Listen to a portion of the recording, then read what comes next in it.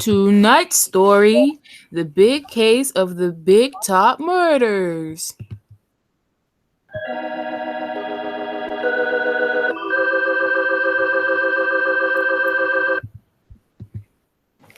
Our story begins in the office of Hambone Shill, manager of Big Top Circus. You stole my new cape! You're a liar! Shut up! Shut up! Both of you! Now, what seems to be the trouble? She says I stole her cape. She did. I just had it made. It was in the dressing room. Why don't you take care of your things? Stop! Stop! Now, one at a time. You, Zelda, what is it? Mr. Shill, my new cape, the one I use in my act with Prancer, the dancing elephant, it's been stolen. Why do you accuse me? There's hundreds of people around this circus. I don't need your old cape. Of course you don't need it. You did it out of spite, because my dancing elephant act gets billing over your cats. Why, you dirty little... Oh! Hit me with your whip, will you?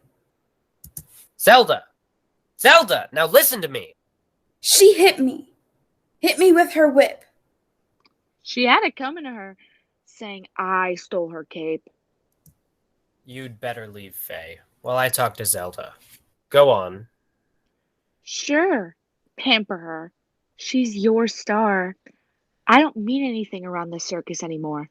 Everything is Zelda. Zelda and her dancing elephant. That isn't true, Faye. You're getting more money than Zelda. Money. What does that mean? It's billing that counts. Why is she in the star spot? I used to be there. Because you're a has-been. You and your old cats. How would you like another cut with my whip? Just try it. Get out! Faye, go on! It's only 20 minutes of showtime. Get out! And get ready for your act. Sure, I'll go. But you haven't heard the last of this, Zelda. Not by a jugful.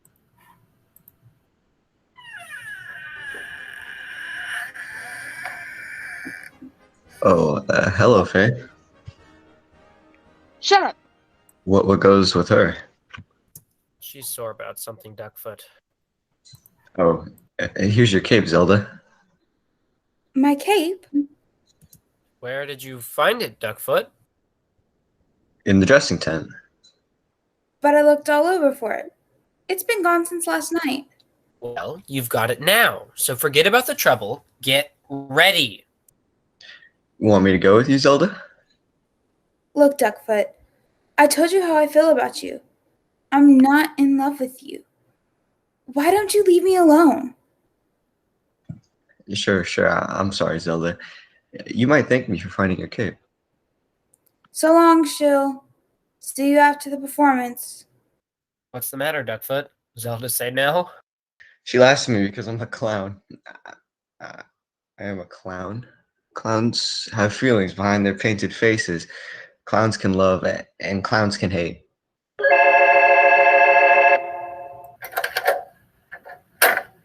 Come on, Tess, my dear girl. Come, Tracy, old man. We're late. The performance has already begun. We certainly are. And it's your fault, Dick. Sorry, Tess, but you know what my job is.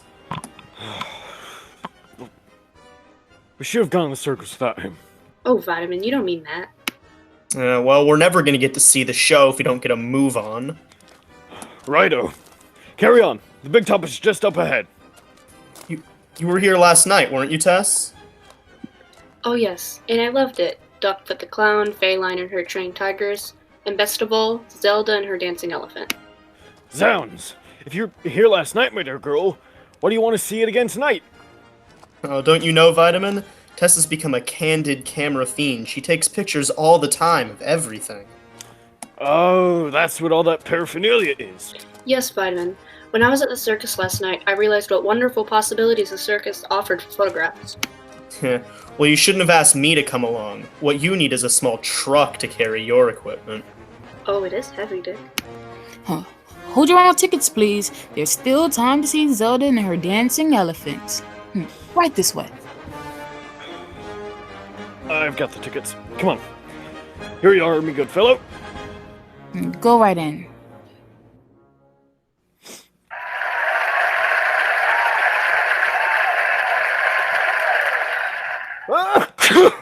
God! God! Zounds! What's the matter, Vitamin? Catching cold? It's that act. Faye and her trained tigers. Can't stand cats. I'm allergic to them. Makes me sneeze. Even the sight of them. You can open your eyes now, Vitamin. The tigers are going off. Got it. A beautiful shot. How many pictures have you taken already, Tess?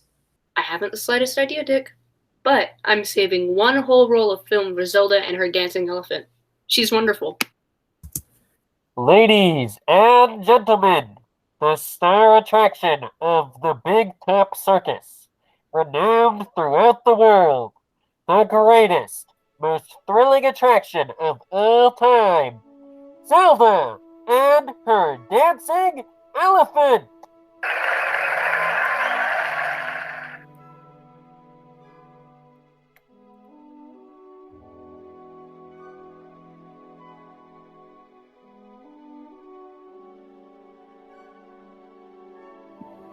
Watch this, Dick. Vitamin. Zelda comes out into the ring over there, and the elephant comes out on this side. Indeed. Then the elephant curtsies. Oh, Tess. He does, Dick. You'll see. Then Zelda and the elephant go into a waltz. Probably does it better than I do. My dear little wife Snowflake always says.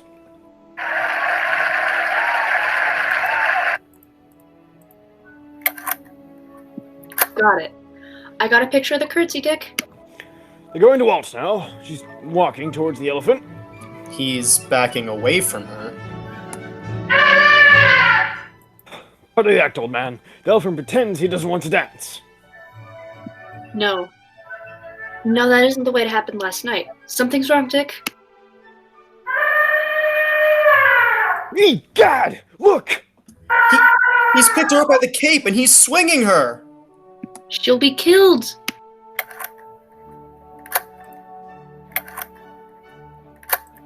Tess! He's killed her! God! Trampling her to death!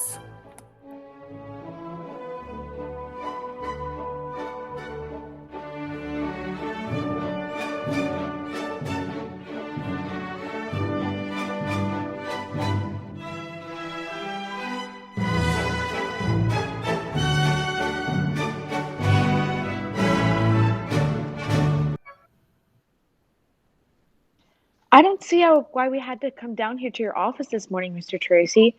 What happened to Zelda last night was an accident. That's what the police would like to determine, Miss Line. Mr. Tracy, Faye's right. I've been with circus for 40 years. I've seen plenty of accidents like last night's. It's part of the job, Mr. Tracy. The risk, I mean. When you work with animals, well, you never know. Take it from me. You mean say, my dear one, that those tigers of yours haven't been trained? They're wild? They've been trained, Mr. Flintheart, but they're still wild. Give them one chance and... Pardon me, I didn't bring you people down here to discuss animal training. A woman was killed last night. Why don't you book Zelda's elephant for murder? Miss Line, I'm doing my best not to lose my temper with you, but you've done nothing since you came in but give smart answers to my questions. You must forgive her, Mr. Tracy. She's upset. Everyone connected with the show is. What more do you want to know? Let's put it this way, Mr. Shill. It's possible to direct an animal to kill, isn't it? Why, yes, but... Nobody could handle that elephant but Zelda. I see. Everyone loved Zelda, including the elephant, and yet she's dead. No one said everyone loved her.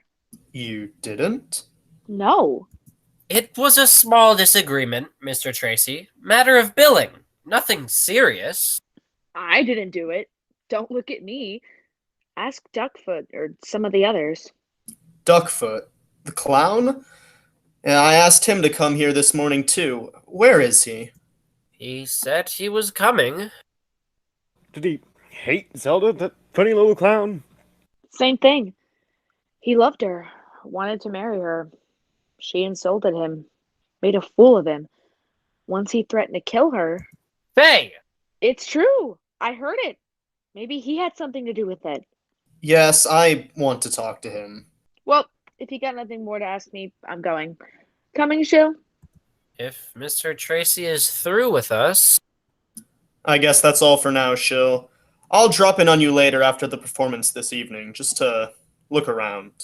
Certainly, Mr. Tracy. Anytime.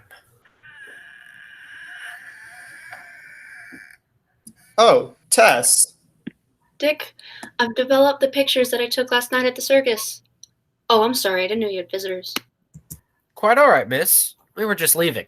Come on, Faye. Bye, Mr. Flintheart. Goodbye, mule man. Mind if I walk to your car with you, Mr. Shill? I'd like to ask a few things about Duckfoot, the clown. Come along, Mr. Tracy. Be back in a moment, Tess.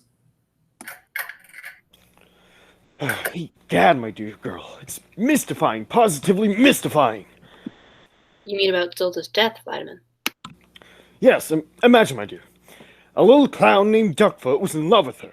She spurned his affections, and he, in wrath, turned her own elephant against her, persuaded the beast to kill his mistress. Killed with an elephant.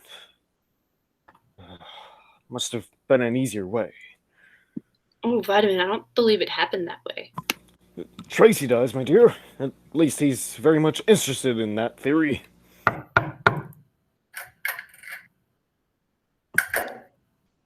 Pardon me, I'm looking for Mr. Tracy. This is his office. He'll be back shortly. Why don't you come in and wait? Thank you. He said he wanted to speak to me. Are you with the circus, my good fellow? Yes, I'm Duckfoot. Duckfoot the clown? Zounds, my good man. I'd never know you on the street. That makeup of yours, hilarious. Oh, I've got some pictures of you here. Would you like to... Oh, I just remembered. What? About the accident last night. I've got those here too. I don't suppose you want to be reminded of what happened. God, no. You have actual photographs of the elephant and Zelda? Yes. I would like to see them. I would like to see them very much. Well, here they are. Here. Amazing. Truly amazing. All these tiny photographs, my dear Tess. You've caught every moment of that horrible tragedy. Yes, miss. They are amazing, and they tell me a very interesting thing. Do they, dear Duckfoot? They tell me that Zelda was murdered. And now bring on the big second act. We're going back to Dick Tracy and the case of the Big Top murders. You say nobody has seen Duckfoot, Mr. Shill? No, Mr. Tracy. He didn't show up for the evening performance either. Show just ended 5 minutes ago. I see. Well, hold on to him when and if he does come back. I will, Mr. Tracy. I'll let you know. I'll call. It's very important. I realize that. Well, goodbye. Goodbye. Duckfoot the clown. Still missing, eh? Yes. Tracy, do you think he may have, met with foul play? Why do you say that, Tess? He knew that Zelda had been murdered. But how? How did he know? Looking at those photographs that Tess took of the tragedy, old man. We told you that. I've looked at those photographs from every possible angle, Vitamin. You've looked at them. Tess has looked at them. Have you been able to see anything that would indicate murder? No. But he said it was murder. Said it very definitely, old man. This is the most confusing case I've ever had. But I have a hunch, just a hunch, that a murder has been committed. Duckfoot confirms that hunch. And then disappears. Here, it's 11 o'clock already and he hasn't returned. Why didn't you two hold him here till I got back? We told him that you'd want to know what he said. But he wouldn't stay, Dick. He said he had a score to settle. His very words, old man. That's a big help to me. About these pictures, Dick. Yes? Do you think it might help if they were larger? It might. We'd certainly be able to see them more clearly. These little candid-sized shots are too small. Give them to me. I'll take them home and enlarge them. Won't take half an hour. Well, come along, we dear girl, and help. You can come along, Vaden, but Dick has to wait for Mr. Shill's call. That's right. I nearly forgot. I shall remain here too then. Well, see you both later. Oh, yes, Tess, see you later. What's the matter, old sleuth? You don't seem your usual keen self tonight. Vitamin, this case has got me completely baffled. Now, baby.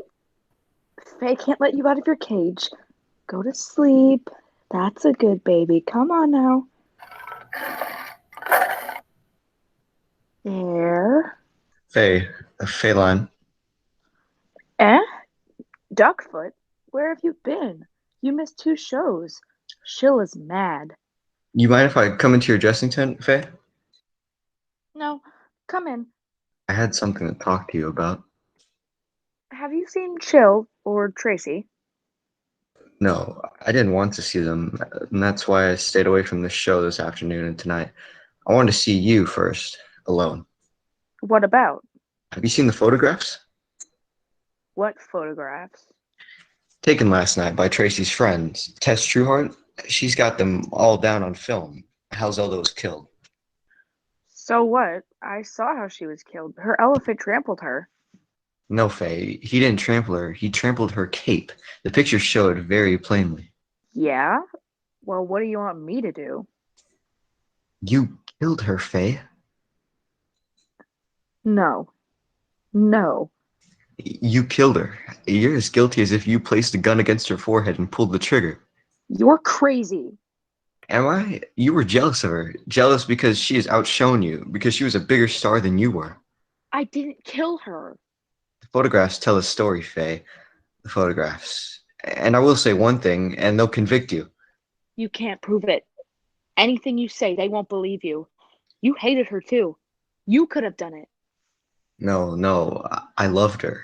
I loved her. She mocked you, ignored you. You were dirt under her feet for all she noticed. I loved her, and you killed her. What are you going to do? I'm gonna tell them. Wait, look, Duckfoot. I've got money. I've saved it. You can have it. You killed her. Take the money and keep your mouth shut. No, Faye. I'm gonna tell them.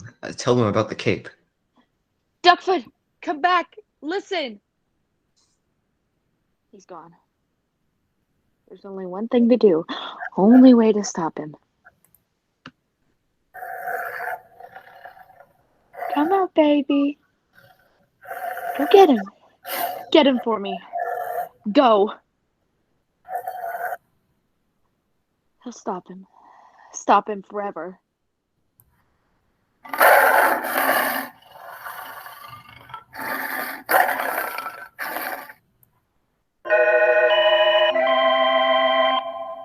I came as soon as I got your call, Mr. Shill. Did Duckfoot have a chance to speak before he died? No, Mr. Tracy. Before my men could get to him, get that cat off of him, he was through. That quiet little man. God, who would think he was a murderer? How did you arrive at that conclusion, Vitamin? Old sleuth, you saw the photographs, didn't you? Yes. You realized that he was discovered. So... You think he killed himself? Of course! Think of it, old man. He killed Zelda with an elephant, killed himself with a tiger. Incredible! Incredible! Exactly. You mean my theory is right, old gumshoe? No, I mean it's incredible. Duckfoot knew nothing about controlling animals, Mr. Tracy. He couldn't have been guilty of Zelda's death. And yet, he knew enough to see in the photographs Zelda had been murdered. Shill, where is Phelan? I don't know, Mr. Tracy. No one's seen her since her performance tonight. The tiger, my dear man. Where is it? Strange thing about that cat. We had a bad time of it for a few minutes, but once we got it into phase 10, the animal went right back into its cage and went to sleep. He keeps in her tent? Egad! It's her favorite. She calls it Baby. I wonder what Duckfoot saw in the photographs that we didn't see. Now we'll never know. Perhaps I could see it too, Mr. Tracy. Maybe it's something that only a circus man could recognize. I thought of that, Mr. Shill. After I got the call from you telling me about Duckfoot's death, I called Miss Trueheart and told her to meet us here. With the photographs, she's enlarged them. Good. I suppose you realize that all this terrible business is going to be bad for my show, Mr. Tracy. Of course, me good man. But 2 people have died. Gone to their deaths. We circus folk expect the worst always, Mr. Flintheart. In the circus, a bad box office is more of a tragedy than death. Yes, see what you mean with the man with bad box office. Yes, Mr. Shill, I wonder, could I have a look at the costume that Zelda was wearing when she was killed? Certainly, Mr. Tracy. I've got it right here. I was thinking of sending it to her folks. There, you can see it. It's hardly been damaged. Yes. Autopsy shows she died of a broken neck when the elephant picked her up by the cape and tossed her.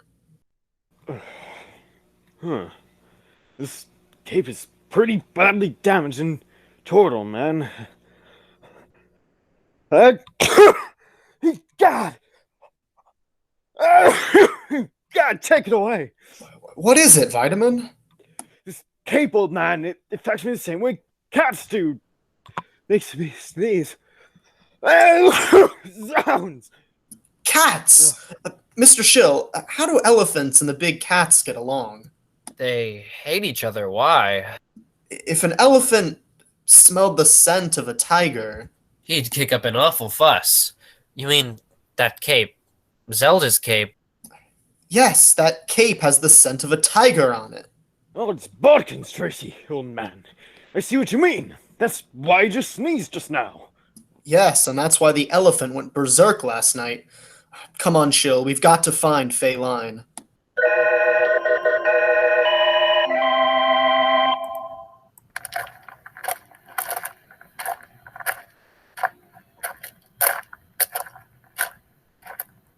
Miss Trueheart?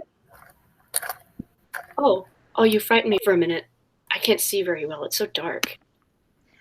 I met you yesterday for a moment. I'm Faye. The tiger lady? That's right. I saw you stop your car in the parking lot. I had to see you. It's about those pictures you took of the accident to Zelda. Oh, did Tracy send you look for me? Sorry I'm so late. I was making enlargements. I know how anxious he is for Mr. Shill to look at the pictures. Shill? Yes, I see. Well, I better take this over to him. That's Mr. Shill's office wagon over there, isn't it? Tracy wants Shill to look at them, eh? Yes, he thinks that perhaps a circus man will be able to see what poor Duckfoot saw in them. Well, I've got to get them over to them. Wait! Yes? They're not in the office wagon. They're not? No. They're waiting for you in my tent. It's right this way. Come on. Oh, yes, certainly. Those pictures. You've got all of them with you? Why, yes. Negatives too? Yes, I was such in a rush to get them over here after I finished enlarging the prints that I just jammed everything into this envelope and dashed out of my apartment. Negatives too, eh? Why are you so interested in the negatives, Miss Line? Interested? I'm not. Tracy said he wanted them too, that's all. I wonder why he wanted the negatives. Oh, here's my tent. Step in. Thank you. Why, it's dark in here. They're not in here. They'll be back in a minute. Here, I'll switch on the dressing table lights. There we are.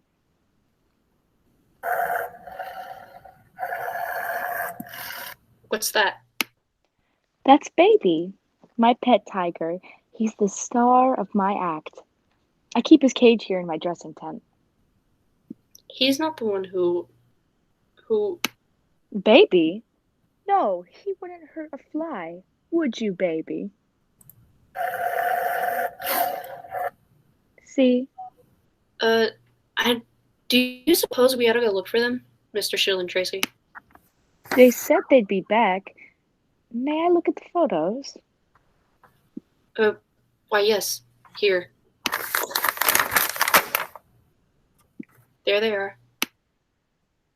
Yes, it's quite plain. So Duckfoot was right. Then you see it too. What is it? What are you doing? I'm burning these pictures, Miss Trueheart. Burning the evidence.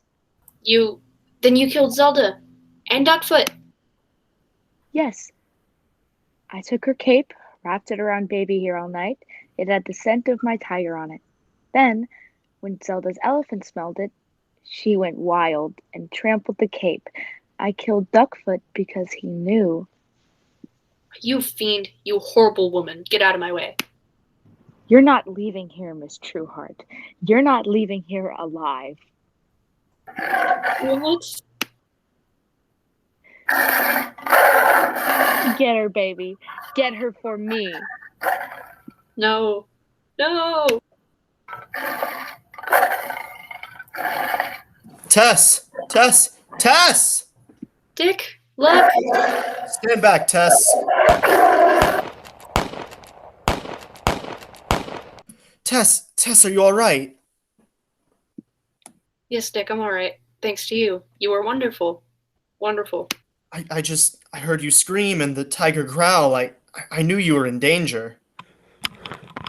Tracy, old man, what happened? Oh, God! Is the beast dead? Tracy shot him. It's Faye, Dick. She killed Zelda. She murdered Duckfoot, too. Faye? Zounds! Mrs. Shill and I saw her running out of the tent just a moment ago. Come on, we've got to get her. Mr. Tracy? Which way did she go? That way, into the big animal tent. Why? She's the murderer!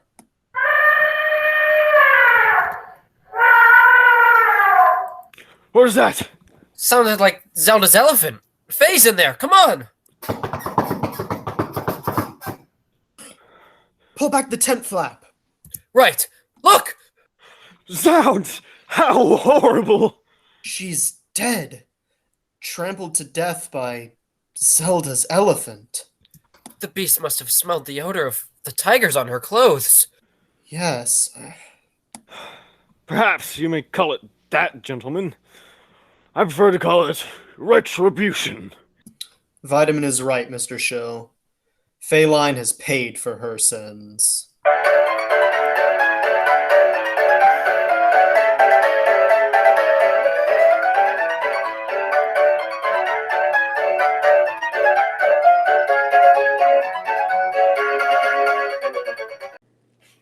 Tired of the everyday routine? Ever dream of life of romantic adventure? Want to get away from it all? We offer you Escape.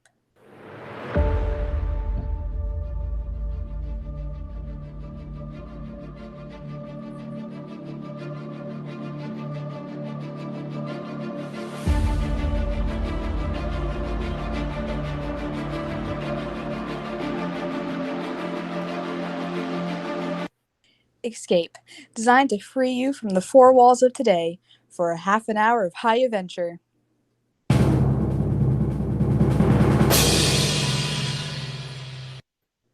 Escape with us now to the year 100,080, in a world where beauty and terror live side by side, as H.G. Wells describes it in his immortal story, The Time Machine.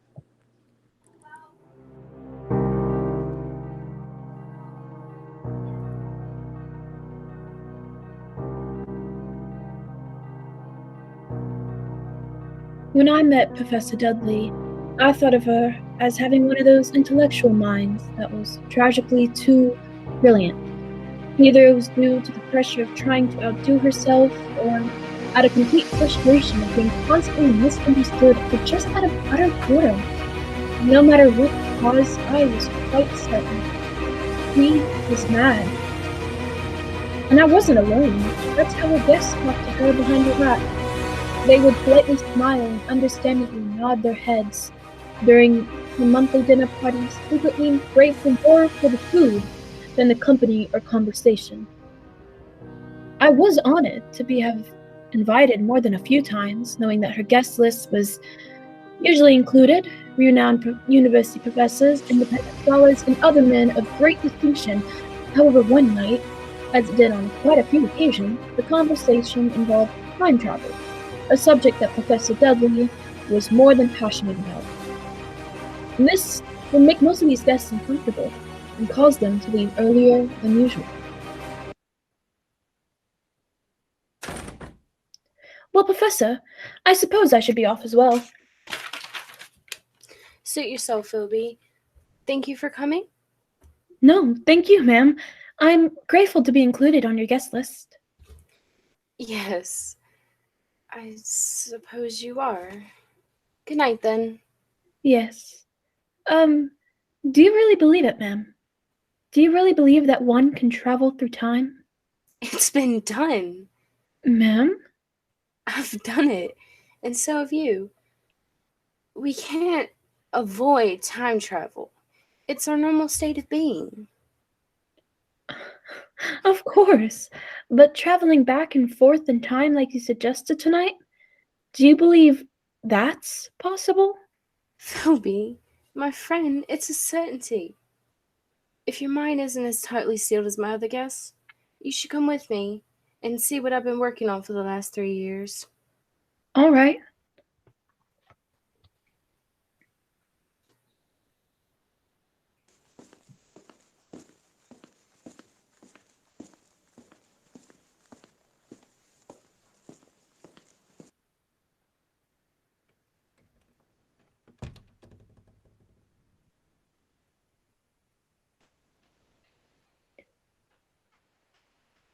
You have an impressive laboratory, Professor.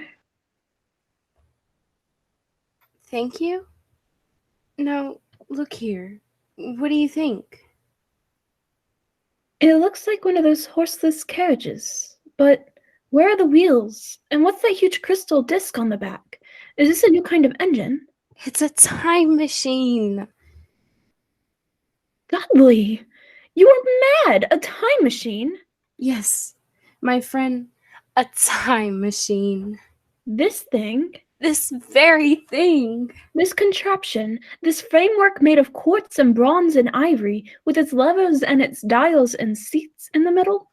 I promise you, Filby, that on this machine, a woman can go wherever she likes in time.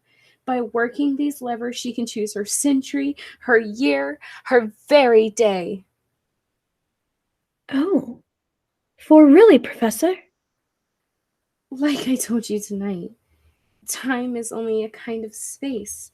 If we can move about in all other dimensions of space, why not in time too? Oh. You can't just ride back and forth through time. It's impossible.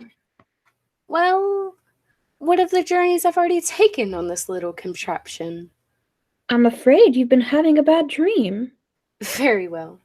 You shall have proof, my friend. How? Just climb on, Filby. Sit in the seat beside me, face these ivory dials, and I'll take you for a little ride through time. Well, you mean right now? Right now. In case this thing should take off like a flying red horse, are there any preparations? No, Filby.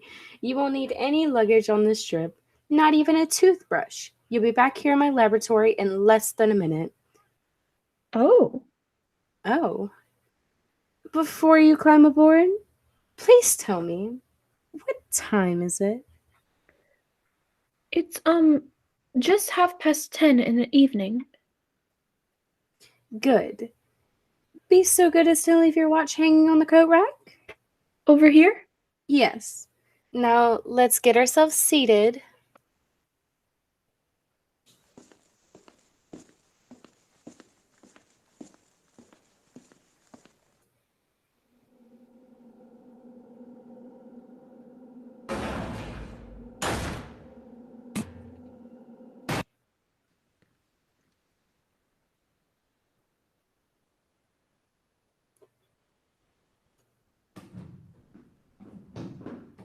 All right, I'm on.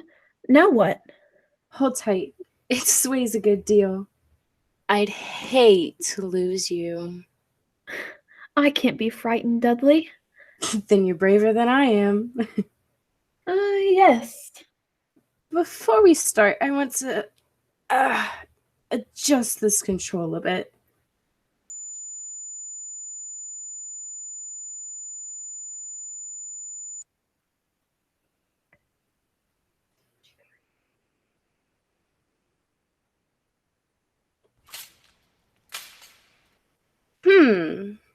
Is, everything shipshape? Tell me, did you notice anything just then? Only a noise, a squealing noise, nothing else.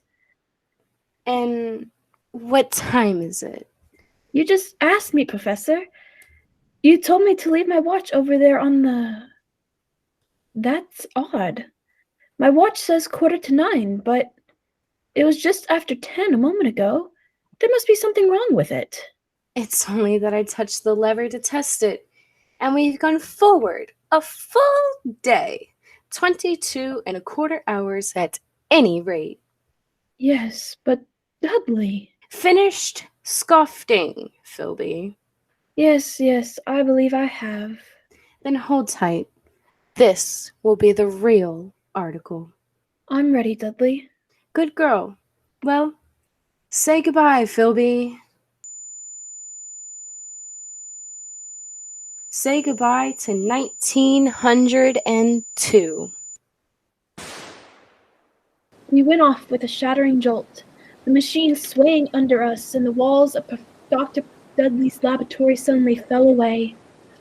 Night was speeding after day like a flapping of a huge bird's wings, and I saw the sun hopping across the sky, leaping swiftly across it every second, and every second marking a day.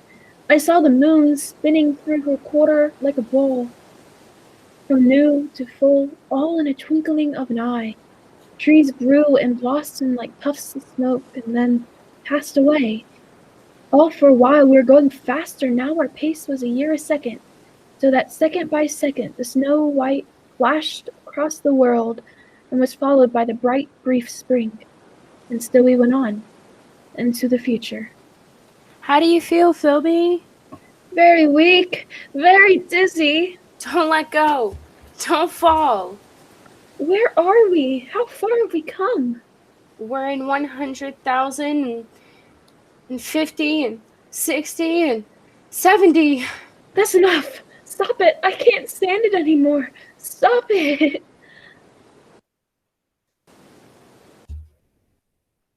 Filby, you alright? Yes, I believe so. No broken bones. What happened? Not sure. We must have stopped too suddenly. Where are we, Dudley? Look around for yourself. A wide lawn, a beautiful, vast garden. I mean, geographically. Just where we were when we started. Where my laboratory stood. In the year, Dudley? What year is it now? 100,080. It seemed absolutely incredible. A dream, and a pleasant one. For the garden in which we found ourselves was beautiful and summery, with an unexpected perfume about it, almost like plantain. At some distance we could see a large imposing building, and everything was quiet and peaceful. Almost too much so. A sense of strangeness, a credible strangeness, went to show up my spine.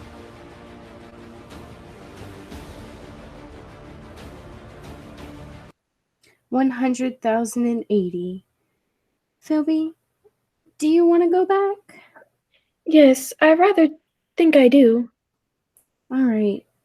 Maybe now we'll go to 1066 or 1 million BC.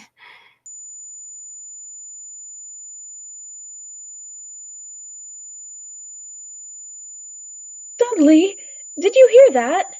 From over there, in the bushes. It sounded human. Come on.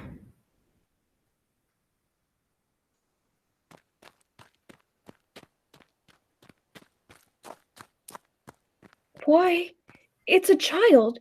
It seems to be a very small girl. There's been a beast here of some kind of struggled with her. Look at the marks on her arm. No, my dear. You'll be all right. You won't be harmed. Of course she wouldn't understand English. She's motioning us to go with her. What about the animal? Did you see it? No, not a glimpse. Too fast for us. Perhaps we better go back, Dudley. The girl seems to be all right now. Leave her? Like this? Yes, I've had enough. Well, they haven't, Filby, because they're here, all around us. And they had crept us on soundless feet to surround us, the little people of this era. And the girl we saved was not a child, but a full-grown woman. They stood 4 feet high in simple tunics, beautiful creatures, but terribly frail, with a plump and soft kind of frailty. They were like eerie figures in a dream, and all we could hear was the rustling of their clothes as they circled happily around us. Their faces waved in smiles. Why, they're not savage at all. They're very loving, gentle little people. Yes, but there's something terribly wrong with them. Well, how do you mean? They seem to have the minds of 5-year-olds. How do you expect them to be? Far ahead of us, of course. Incredibly ahead of us in knowledge and science. Look at them. Children. They seem to be happy in this huge garden of theirs. Dudley, I've changed my mind. Let's stay. We should enjoy spending a few days with our little friends. The little people led us home into their valley, and they lived in colossal buildings, sleeping all together in one huge home, eating with another, playing and frolicking in the sunshine. And we lived with them for days, in utter content. One afternoon, Dudley and I walked on the banks of the great river. Filby, have you noticed the little people all wear the same clothes? They have the same soft, hairless skin, the same feminine roundness of limbs. I wonder if it's because they're all vegetarians. They're vegetarians because they have to be. You haven't come across any horses or dogs or cattle of any kind, have you? No, Professor. Now that you mention it. With good reason. All extinct by now. Just as the dinosaurs is with us. Such a strange and different place our Earth has become. Yes, I actually prefer it in some ways. Less noisy, more pastoral. With little sheep for people? Pardon? You know what I'm talking about, Filby. As a scientist, I want to learn all there is to know about them, their culture. But I find myself frustrated with their lack of, well... Humanity? Yes. Exactly? With the exception of that little girl we rescued. Anytime I try to communicate with them, they all break into laughter. I was trying to teach some of them English, but I began to feel like I was an unpopular schoolmaster amongst children. Very disinterested children. One moment they come up to us with eagerness, and the next they wander away to something else. You sound as if you're disgusted. Perhaps. It seems to me that we've happened on mankind upon the wane. It's sunset, if you will. What makes you say that? Strength is the outcome of need. Security sets a premium on feebleness. We come from a time when we're trying to make life more comfortable with electricity, connected with telegraphs and wires, and more secure and convenient with the power of steam. All these things are making our lives better, a truly civilizing process. How can that be bad? What happened? Where did we go wrong? Come on now, Filby. The work of ameliorating and improving the conditions of life must have gone steadily on to a climax. One triumphant of a united humanity over nature had followed another. Things that are, for us, mere dreams had become projects deliberately put in hand and carried forward. And the harvest is before us, and these playful, grown-up children, devoid of ambition. What a waste. I can't put my finger on it, Dudley, but it doesn't add up. There's something strange here, something hidden away, silent. The year 100,080 may look pretty, but I can't help feeling like we're being spied on. We think alike, Filby. See this? Those are the control levers of the time machine. I took the precaution of removing them and putting a master padlock on the main switches.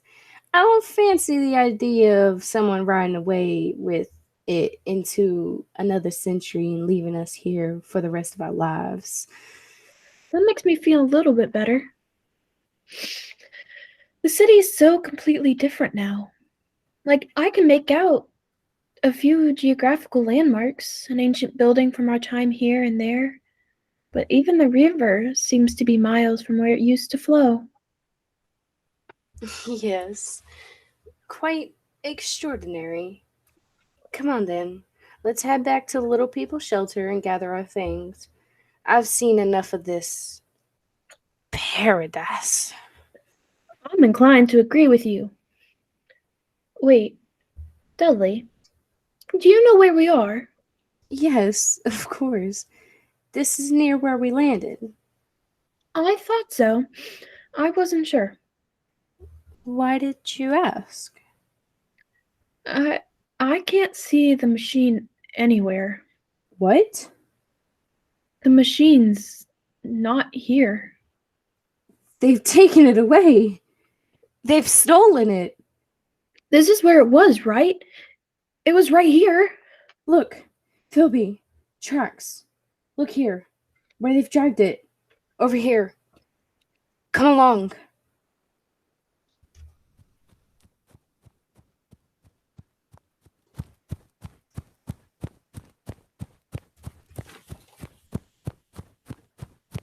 Down the path. Look, right there. The monument. They took it to the monument. The tracks stop at the brass doors on the base. Open up, you little thieves. The doors, they're locked. Dudley, did you hear that? Something's behind the doors. Sounds like movement and faint laughter. But what? Nothing. The machine must be in there. Yes. Inside. Let's go. Look for something to pry the doors open or break them down. We must get in there. Come on. How can we? What can we use? Here, use the ladders. All right. I'll try. Break them down on 3. 1, 2. 3. It's no good, Dudley. They're solid. We'll never break through. Never? Never? There's got to be a way. There's always a way. The doors are solid. I spent the last 3 years building that machine. I am not going to let a simple door stand in the way of our only way home. Oh, I just realized we may never go home again. Why take the machine? Why? Why? Why?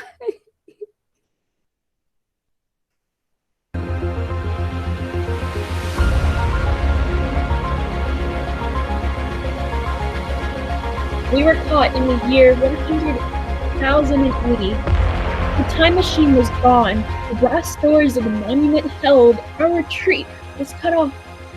And the thin line by which we would make our way back home, back to our own time, of our own people, back to 1902, was broken. But the little people's language was full of mystery. Any time we tried to communicate with them, it was met with howls of laughter, but it wasn't hostile. They weren't taunting us. Their attitude was incident. They were more like wandering children. Only one, the young woman whose life we had saved that first day, became really friendly and was able to tell us her name. It was Wena. She always kept close. She went with us wherever we walked and slept near us at the night hall.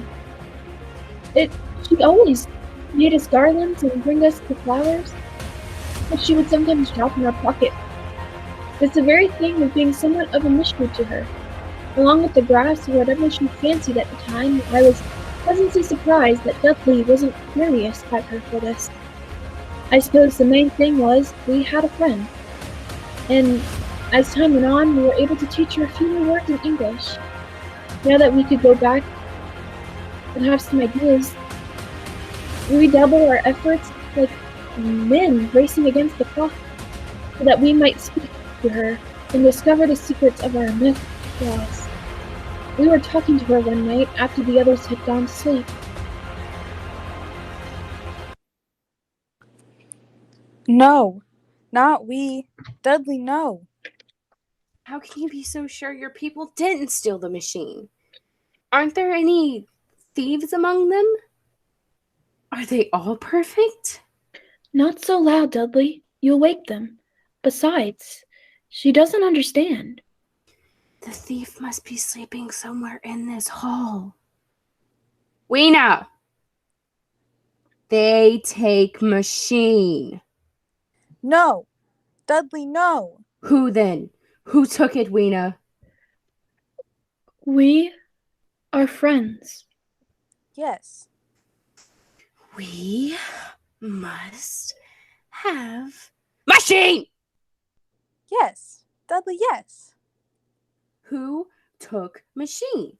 Other people? Not yours? Other? What about those doors, Wena? Doors open? No. No. Wena, machine in there must open. No. No. Not open. Not open. Bad. Bad. All right. Never mind. Go to sleep. Get some rest. Yes. Dudley. Sleep now. What's to come of us, Filby? Are we caught here in this century to spend our lives with the little people and their secrets? We'll go back to the monument tomorrow. We'll find a way of breaking in. Good night, Dudley. Wait, Dudley? Dudley? Yeah? Did you just... There it was again! What? Something on my face. Cold. Filthy to the touch. On my face and in my hair, it's cold. It's death, Dudley. You're right. There's something in here with us. Smells of the grave. What is it? I don't know. But look at them. Look at the little people. It's as though they've been stampeded. Let's get out of here. I want some fresh air. We went quickly from the hall and outside, away from the little people. The moon was full, and overhead it was closing toward dawning. There was a faint sound of speeding close behind us, and we turned, and our nerves raged, our muscles tense. But it was only Wena, coming swiftly to join us. Dudley, I'm afraid. Dark. Then there is something. What do you mean, Wena? Dark what? Dark things. Dark place. Night. Why should they be afraid of the night, Dudley? It's not the night alone. Dark place. That's our clue. Perhaps it's something underground?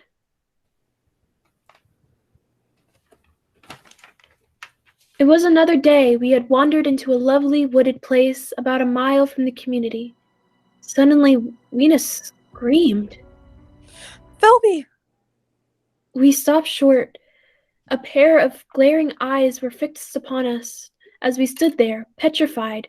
The thing, an ape-like creature, rushed across our path and disappeared into the clearing about 30 yards away. What is it? I couldn't see it too well. It seemed to be a dull white thing with white hair on its head and on its back. It looked like a small ape. It was running on all fours, with its arms held very low. Wena, what was it? Morlock. A Morlock! Who are the Morlocks? What are they? Wena, tell me! No. No! Let's go over and see where it disappeared. Come on, Filby. In the clearing, we found a small, well-like opening. Dudley and I leaned over, looking down into the deep shaft. The small white creature was retreating down the ladder in the well, like a human spider, its large white eyes watching us as we swiftly went down. Then it disappeared into the shaft. Filby, did you see it? Like an ape! Yes, but also like a man. So there are two species of men in this world. Yes. The little people above the ground, and this obscene thing, this bleached monster below. That white look, common to animals that live in the dark, like huge rats, like worms that are cold to the touch. I know because they've touched me. Filby, can you feel the air being sucked down into the shaft? Yes.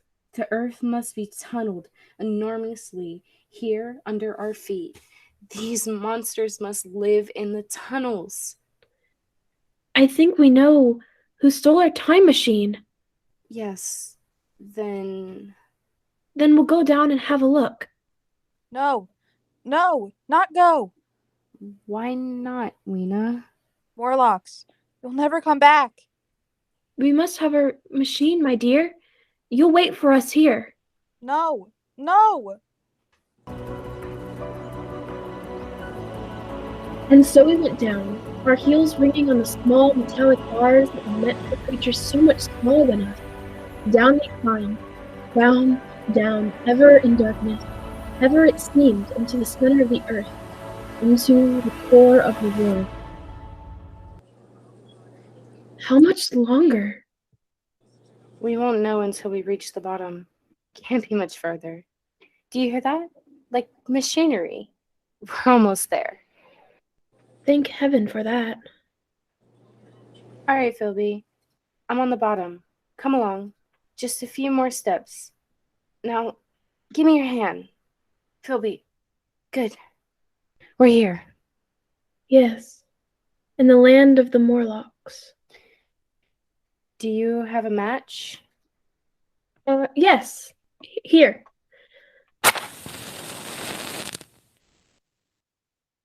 There seems to be a large vaulted chamber at the end of this passage. What do you suppose they'll do if they catch us? I have no idea. Better take care not to be caught. Ah, another match.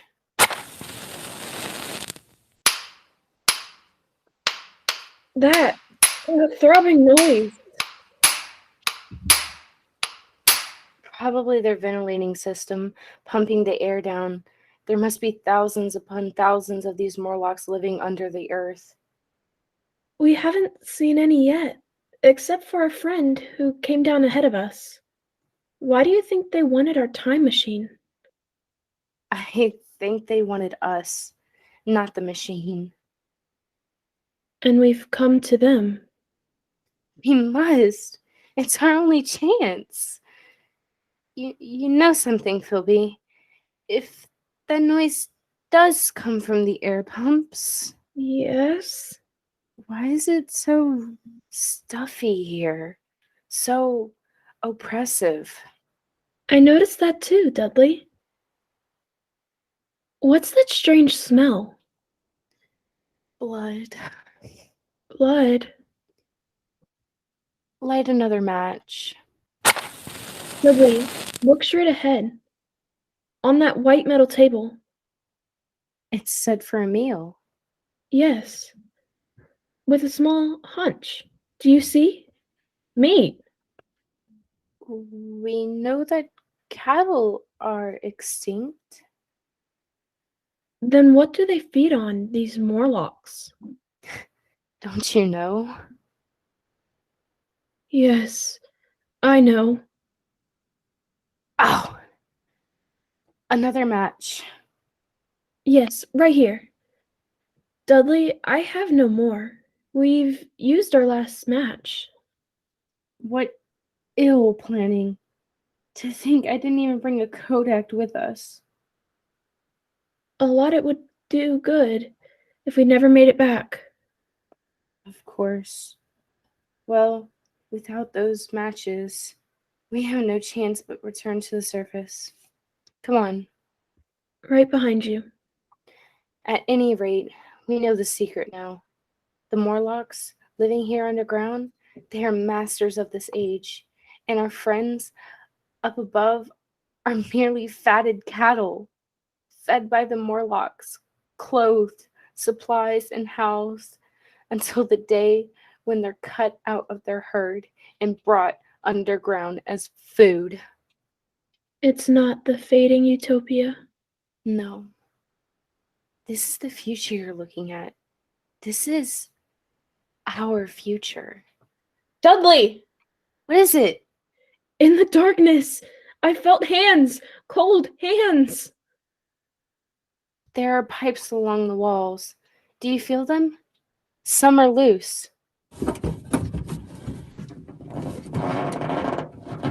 Did you get one? Give it to me. Use it as a weapon. Lash out against the Morlocks. Filby, they're here, beside me. Use the pipe I gave you. Use the metal pipe, man. They're all around us. This way. Follow me back up this way. We went back into that evil darkness, fighting every step as we went. Back to those projecting bars, kicking and clawing ourselves loose from their taloned, grasping hands, and climbing up again, up towards daylight and freedom, away from their stench and the eagerness of their icy hands. And they did not follow, for daylight was their enemy, and their great fear. And they lived among the lush gardens of the little people like prisoners, like men without reprise, like men who were dead but still walked the earth. For time the time machine was locked away behind great brass doors, and we knew we could never force them open. Then one day, Wena told us of an old building, an ancient, sagging structure that had survived through the many ages and was filled with curious objects. A museum. That's what it must be. A museum, Filby. Perhaps from some earlier time. I'm in no mood to go looking at a museum. Don't you see? Specimens are medically sealed in museums. Perhaps there are things, weapons, Machinery! Something we can use! Oh, yes! Yes, of course! If we could find some dynamite or gunpowder or something! We could blast those doors and we could get in! Where is this place, Wena? This old building that no one ever goes near. I take you. It not far. A chance, Professor. A slim one, but a chance nonetheless. And all day we wandered into the great ruined halls.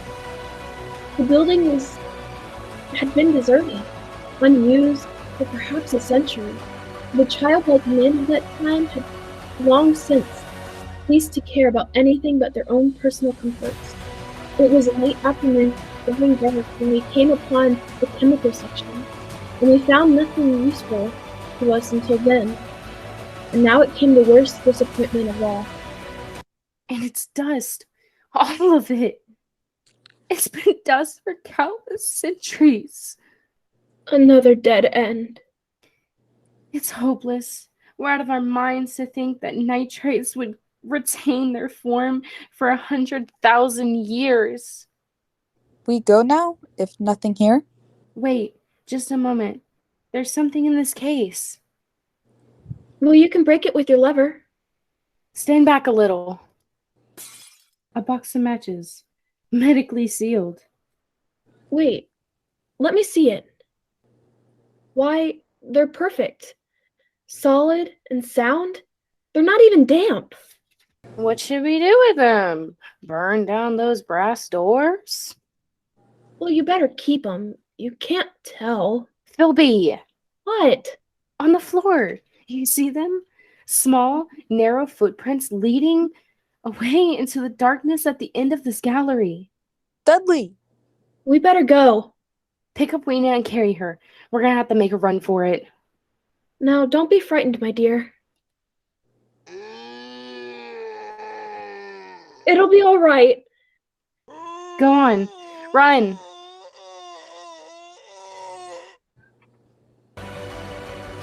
And we came out of the gloom of that place into the deeper gloom of dusk. Suddenly we saw we were trapped. All around us were Morlocks. They were even by the thousands, surrounding us and coming closer. The long, even line of deathly white, their eyes blinking in half the light, their tiny mouths alive with appetite. Filby, the matches. Yes, I have the matches. Light a fire here in this dry grass. The forest around us is dry. Hurry, man. We'll have an inferno here in a minute. Our little friends don't like light or heat.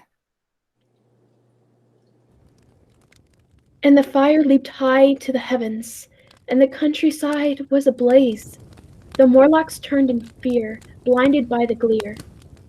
Some of them plundered into the raging flames, and the rest faded away like fog. Dudley had a narrow passageway for a retreat, and we fled down a long corridor of leaping flames and blistering heat. We fled towards safety to the community of the little people. As we ran, we passed by a huge monument with its great brass doors that were locked tight in our time machine. And suddenly, the glare of the distant fire, we stopped with something that stopped us short. They're open. Filby, the doors are open. No, not go in. Dudley, no. It's a trap. They're waiting for us inside. Waiting or not, we're going in. Dudley, it's suicide. It'll take me 1 minute to screw the levers on again, then I touch them and we're away. All right. I'll try to give you your 1 minute. Good girl. No, no go. Not leave me. Now you, my dear, you hold on tight around my neck. You're coming home with us. All right, let's go. Wait, look, the machine. They haven't harmed it. My goodness. It looks like they've cleaned and oiled it. It's a trap, all right. They'll be around us any moment. I don't see them yet. Come on now, quickly. The doors, Dudley. They're closed. It's pitch black again. Just get in seat. I'll be ready in a moment. I waited for the hum that would signal our departure, and there in the darkness the Morlocks were finally upon us. Cold, persistent fingers swarmed over my body, tugging at me, pulling me away from the machine. I held tight to Wena as any man would hold fast to life. I tried to kick them away with my feet. Filby! Filby! Hurry, Dudley! Hurry! I must fix these levers quickly, or we're done. There. Filby, we're away. We're going. Yes, we made it. Are you all right? I'm all right. Good. And Wena?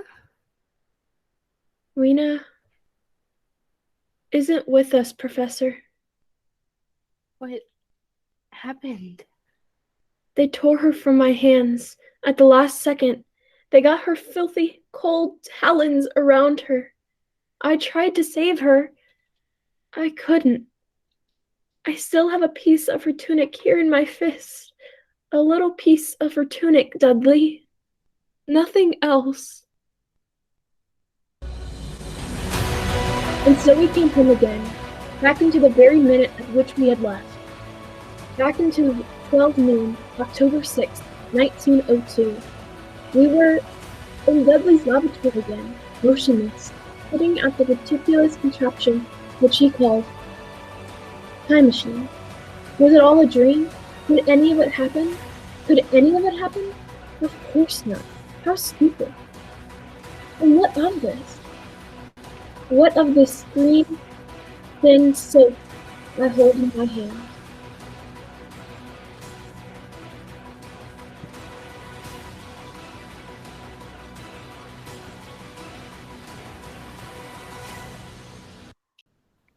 My name is Helen Wilson. I live in Ohio with my sister, Sarah, who is younger than I am, though she's married and has 2 children. I suppose I should really have been a younger sister, because Sarah's quite the older sister type, and I am afraid, and well, shy and unattractive.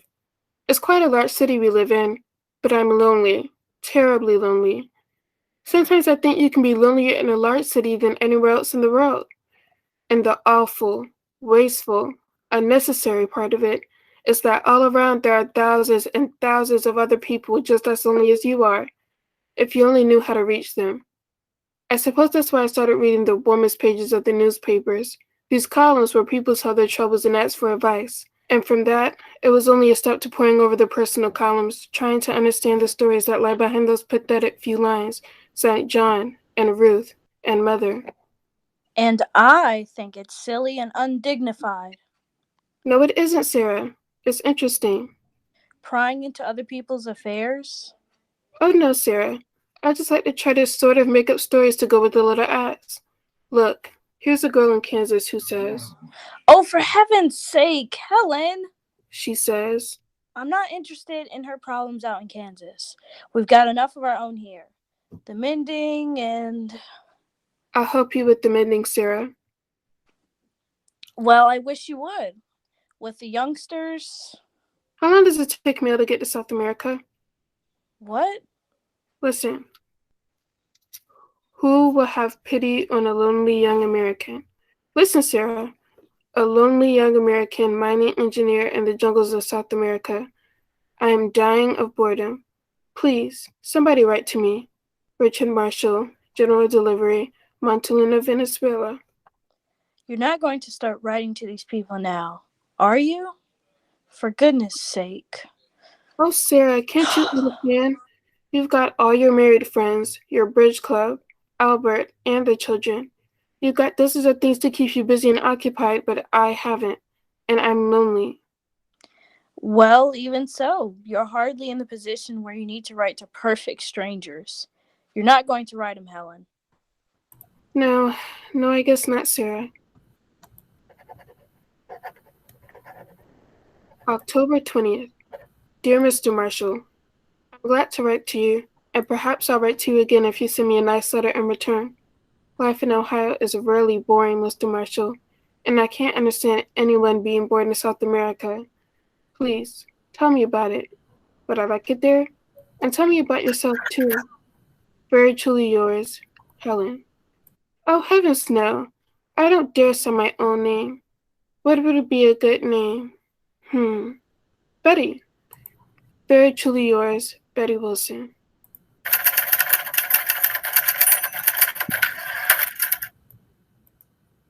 Monteluna, Venezuela, November 9. Dear Miss Wilson, I'm 22 years old and working on my first engineering job. I'm sure I won't be so bored with South America if I can look forward to regular letters from you. It would be very nice if you'd send me to your photograph. We're going farther into the interior on a new oil survey soon, and it would be nice to have a picture of my new friend to take along with me. Please don't forget, and thank you. Yours truly, Richard Marshall.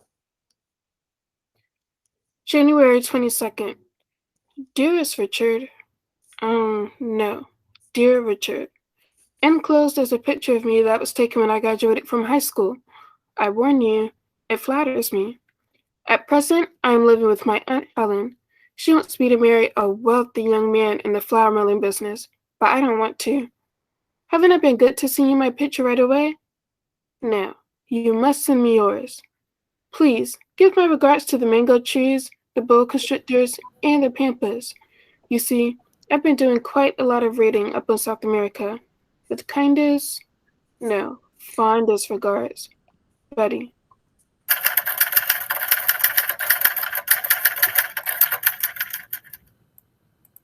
Monteluna, Venezuela, March 13.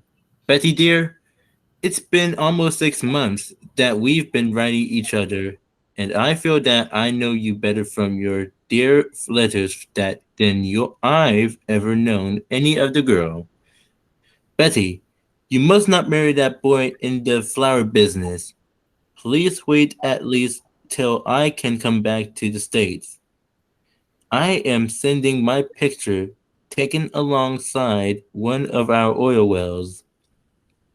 Betty, dearest, if you love someone else, my heart will be broken. You are all I ever think of. Please say that you love me a little and that I have a chance. Yours forever, Richard. April 20th. Darling Richard, I know that I love you. I'm sure that I do. I think. I wish you were here. May 21.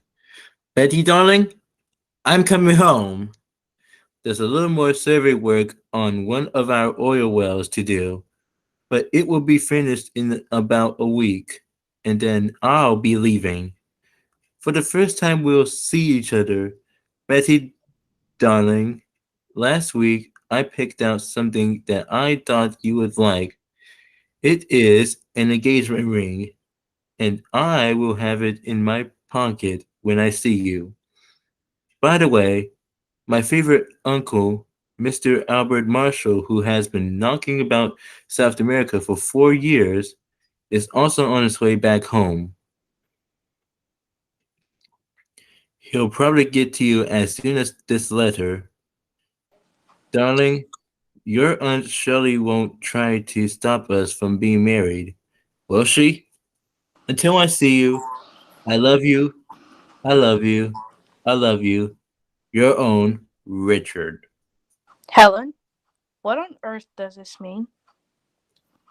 Well, Sarah, I've been meaning to tell you, but... Is that man in South America in the personal column? Yes, but... Oh, Helen! I know. I've been writing to him ever since last November, and we wrote oftener and oftener, and one thing led to another, and the first thing I knew... He was in love with you. He's not really in love with me, Sarah. I invented a girl named Betty Wilson. I was afraid to use my own name, and Betty's the one he's in love with. And he wants to marry her. And she's me! Oh, Sarah, what'll I do? Well, Helen, I didn't think you had it in you. How old does he think you are? 20.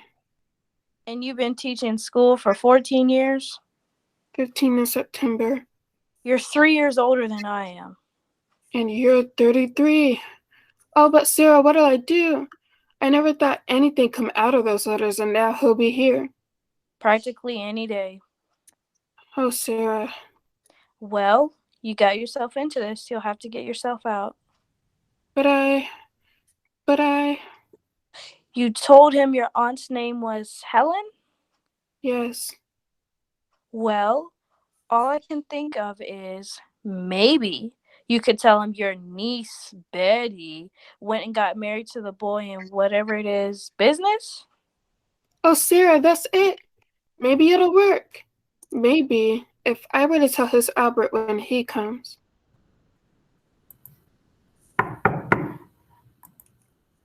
Well, but I was looking for Miss Betty Wilson. Oh, I'm her aunt. Isn't she here? I had a message for her from South America. I'm sorry, Betty was married 2 weeks ago. Married? Oh, but that's impossible. Why? They love each other. She told me she loved him. You're Albert Marshall then? Did you force her to marry that flower mailman? What? Oh no. Won't you come in, please? Well... Won't you sit down? Thank you. I'm terribly sorry about Betty. My nephew will be sorry too. Is he still very much in love with her? Very much indeed.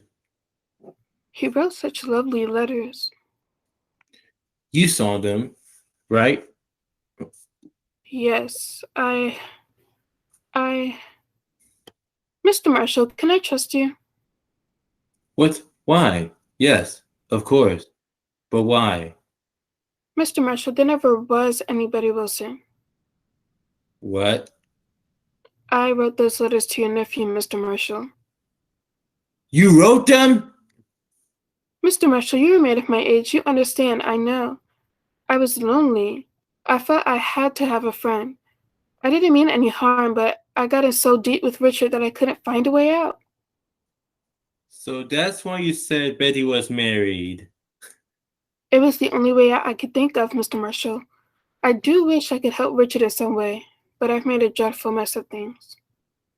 Yes. Poor Richard. I'm so sorry, Mr. Marshall. If only I could help him in some way. Yes. Well, perhaps you could help him. I'll do anything, Mr. Marshall. I'll do my best to explain it to him. But look here. I think you'd better have dinner with me tonight, and we'll talk it over. That was 3 months ago.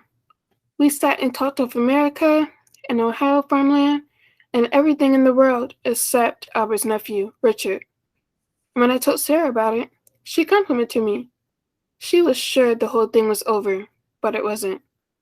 Albert called me up the next week to tell me that he had a cable from his nephew in South America, saying that he had decided to remain there and would he please explain to me.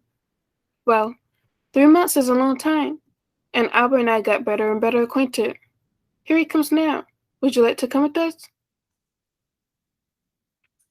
I hope I'm not too late, Helen. Why, Albert, you look wonderful. Dr. Hat? Might be a little skittish for an older man. But it's all right for the occasion. It's wonderful. Where do we go? Right around the corner.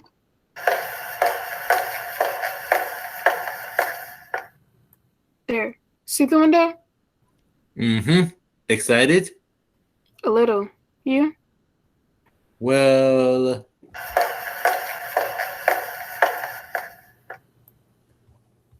Yes, sir.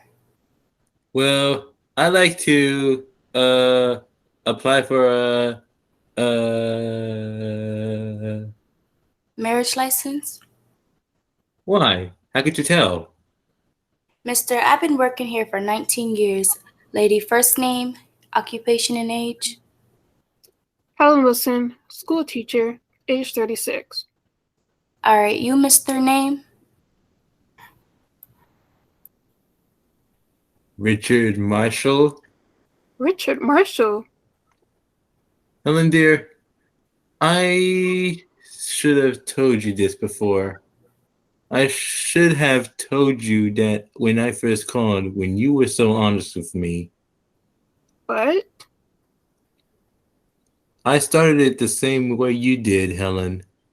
I was lonely, too, and a young mining engineer sounded a lot better than a middle-aged toy salesman. Occupation toy salesman?